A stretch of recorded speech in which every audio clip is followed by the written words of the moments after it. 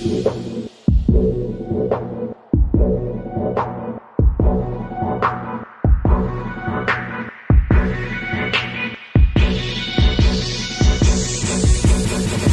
your character.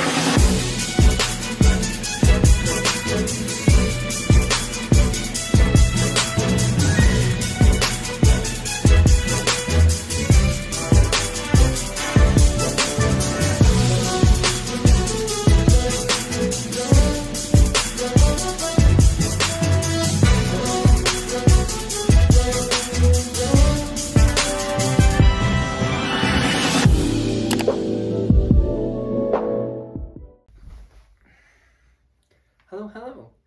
My name is Jack Banfield. I am an athlete and I have played many sports. Some of my favorites have been football, hockey, and sprinting. As all athletes do, I have gone through my fair share of injuries, and that includes the current one that I have at the moment, an ACL tear. As someone who has gone through prehab and is now going through rehab, I have decided to speak on a multitude of things regarding the knee joint and the potential for an ACL injury. Alright, so on my injury, I run plant right there, and I push the guy, and as I plant my foot and turn, that's when it happens. But it is not uncommon in football. According to Robert LaPrade and his article about football knee injuries, it states that football knee injuries are very common. And as you can see from this study done by the NFL from 2013 to 2020, it shows that there are a ton of knee injuries, specifically tears in the ACL, happening within that time frame. Robert LaPrade also states in the same article that ACL injuries can occur from contact and non-contact plays. I can vouch for this because my injury happened on a non-contact play. There's no prize for tearing your ACL, other than surgery, especially since it's so common in the sport of American football, especially if you're planting, twisting, or turning. If you're thinking you don't need your knees, well, then I think you would be mistaken, because the knee, or in scientific terms, the articulogenus, is a synovial joint, meaning it has a great range of motion and it also helps you move. The articular genu is a complex hinge joint. It is composed of the tibial-femoral joint and the patellofemoral joint. It also has a relation with 3 bones in your body. These bones are your femur, your patella, and your tibia. You also got a bunch of ligaments in there. For one, you got the meniscus. That might be something you haven't heard of before. The meniscus protects the lower part of your leg from shock created from your body weight, according to Johns Hopkins Medicine. But that's not it. There's still a bunch of ligaments in your knee that keep it stabilized. You might be more familiar with these names. I'll give you the acronyms because I don't want to trip over my words. So, the ligaments that give your knee the stability that it needs is the PCL, the LCL, the ACL, and the MCL. Now, we can't forget about the main muscle groups. The main muscle groups that help the knee to move are the quadriceps and the hamstrings. All of these components in your knee is what allows it to move in the hinging motion, which means any exaggeration in anything but the regular hinging movement will cause injury within the knee. I would now like to expand upon some of the possible reasons for an ACL tear. According to the Mount Sinai Health System, a hard hit to the side of the knee, an over-exaggeration of the knee, quickly stopping or changing direction while running and jumping are all causes for an ACL tear. The ACL will tear from the previously mentioned scenarios because the ACL does not move or bend in a lateral motion. This is how I tore mine. I planted and then went to turn and, quote, something had to let go, end quote, according to the doctor that looked at my MRI. Speaking of an MRI, this is how you can check to see if you have a torn, partially torn, or completely torn ligament. Take a look at my photos.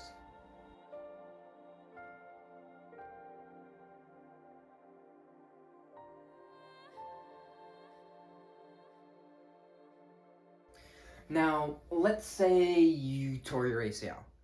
The only way to go is ACL reconstruction surgery. That's when a surgeon will repair your ACL with a tissue graft. These grafts are typically taken from the hamstrings, quadriceps, or the patella tendon. As for a timeline to return back to sports, it can be as little as 6 months or upwards to about a year. But just because you have a torn ligament does not mean you stop training. The more you maintain, the quicker your recovery will be.